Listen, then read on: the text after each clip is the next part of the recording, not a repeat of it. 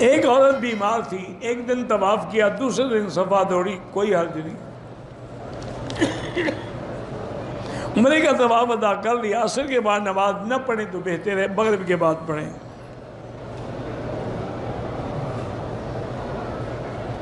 میری بیوی کے رحم کے اندر کچھ ایسی تھیلیاں سی بن گئی ہیں، ہو جاتی ہے، کوئی ایسی بڑی بات نہیں، کسی اچھی لڑی ڈاکٹر کو دکھائیں، دوا دے دے گی، اور شفا کے لیے اللہ کے قرآن سے بڑی کیا چیز ہے۔ سورۃ الفاتحہ بیوی کو سمجھاؤ کہ ہر نماز کے بعد 7 دفعہ پڑھ کے پورے بدن پہ دم کرے۔ آپ کی چپلیں گم ہو جاتی ہیں تو لوگوں کی چپلیں نہ چرائیں، دوسری خرید کے لپیٹ کے اپنے پاس رکھیں۔ حج کے دوران جو کنکریاں ماری جاتی ہیں، ہم بالکل ہے، خصائص سے بھی نام ہے، قرآن حدیث میں نہیں ہے کہ جو کنکریاں ماری جائیں کوئی نہ اٹھائے تو خود بخود غائب ہو جاتی ہے، اور جو مردود ہوتی ہے وہاں پڑی رہتی ہے۔ وہ کہتے ہیں یہی حکمت ہے کہ جمعرات کے قریب سے کنکری اٹھا کے نہ مارے، ہو سکتا ہے کہ مستعمل مردود ہے۔ بچے کے پیدائش کے بعد اس کے کان میں ہم کیا پڑھیں؟ آئی لو یو۔ اذان پڑھو گے، اقامت پڑھو گے، اور کیا پڑھو گے؟ عجیب مسلمان ہو تم۔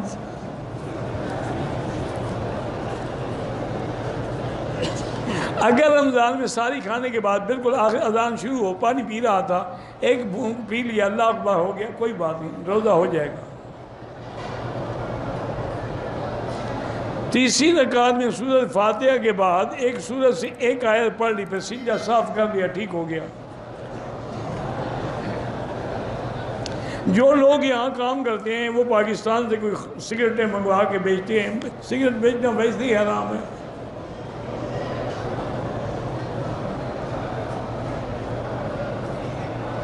میں شادی شدہ ہوں، لیکن ایک لڑکی اور بھی مجھ سے شادی کرنا چاہتی ہے، اس کے گھر والے راضی نہیں ہیں، اور وہ 8 سال سے شادی نہیں کر رہی، تو بالکل آپ بھی گناہ گار ہیں۔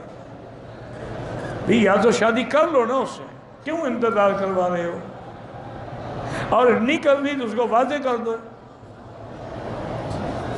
وہ بھی پاگل ہے کہ 8 سال سے تمہارے جیسے بے وقوف کے انتظار میں بیٹھی ہے۔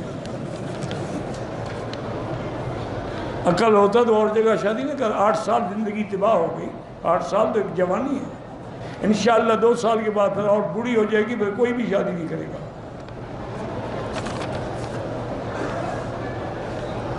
مرد اور عورتیں صف میں برابر کھڑے نہ ہوں، وہ عمل ٹھہر جائے تو کیا وہ مرد کی شہوت کو پورا کرنے کے لیے ہاتھ استعمال کر سکتی ہے؟ نہیں کر سکتی۔